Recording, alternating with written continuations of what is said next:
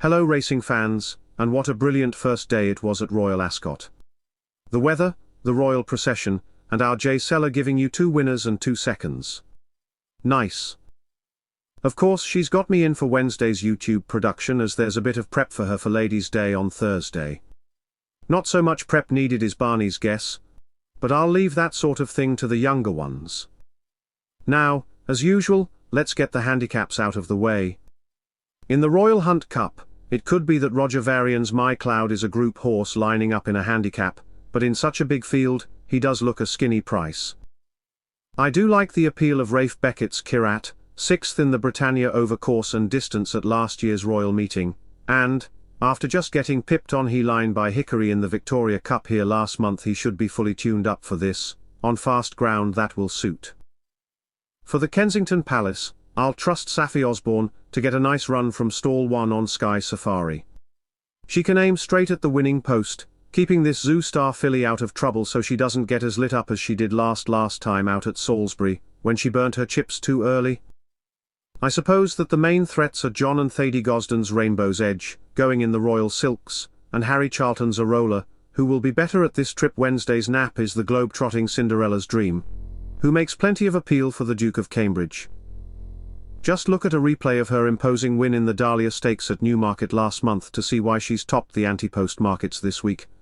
Despite the drop in trip not being an obvious move, as I think she'll be better over further this year. However, the fast surface is sure to suit, so even though she has to take on the 2024 Irish 1000 Guineas winner, Fallen Angel, I think she can do just that for the in-form Moulton Paddock's yard. Oisin Murphy might go out hard from the front on Running Lion, hoping to catch Cinderella's Dream too far back. So with El Malka and Soprano, all having claims. A real cracker of a race. My next best is up next, in the Prince of Wales's Stakes, where I think See the Fire can take on Los Angeles and Anne Mart. The Tattersall's Gold Cup at the Curragh was a brilliant showdown between Los Angeles and Anne Mart, with Los Angeles coming out top, but with a run under his belt now, Owen Burrows will be hoping Anne Mart can get closer. However, if Ryan Moore and Jim Crowley are keeping tabs on each other, then they might get caught out when See the Fire gets first run under Oisin Murphy. I would expect Map of Stars to be raced prominently under James Doyle, judged on her French runs, but See the Fire showed a devastating change of gears to destroy the opposition in the Middleton at York, cruising home 12 lengths clear of a quality field. And that's enough for me.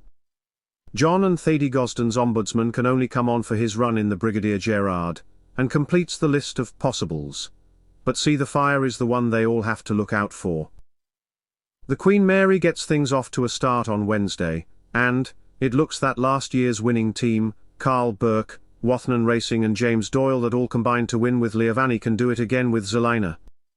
The expensive Breeze Up purchase wouldn't have to improve much from her all-the-way win at Nottingham to score here. The interesting one to look out for is Patrick Bianconi's Lenny Lou, the American raider who is typically bred for speed, so expect Lenny Lou to set the early fractions, but with Zelina in close attendance with just the one horse between them in the draw, she can get pulled into that early pace and repeat her Nottingham success. Michael Bell's Spicy Marge completes my shortlist, but Zelina looks the one to follow. For the Queen's Vase, a case can be made for a few of these, but I think I'll stick with Paddy Toomey's Karmas and hope he copes with this quick surface. Of course, Francis Henri Grafford is no stranger to the winner's enclosure at Royal Ascot, so Asmarani gets a mention. But like the selection, it has to be taken on. Trust that he'll act on this good to firm ground.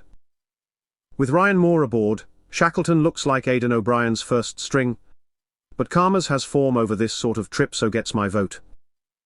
Another tricky one, to end proceedings on Wednesday in the Windsor Castle, but I'll take a chance on Paddy Toomey's Rogue Legend.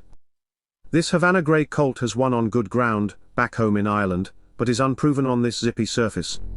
So the gamble is on that things don't happen too quickly for him. My suspicion is that Eve Johnson Houghton's Havana Hurricane is the speedy type that will make plenty of pace in this race. So if Rogue Legend copes with this ground, then the pace tactics should work out well for the in-form Irish trainer.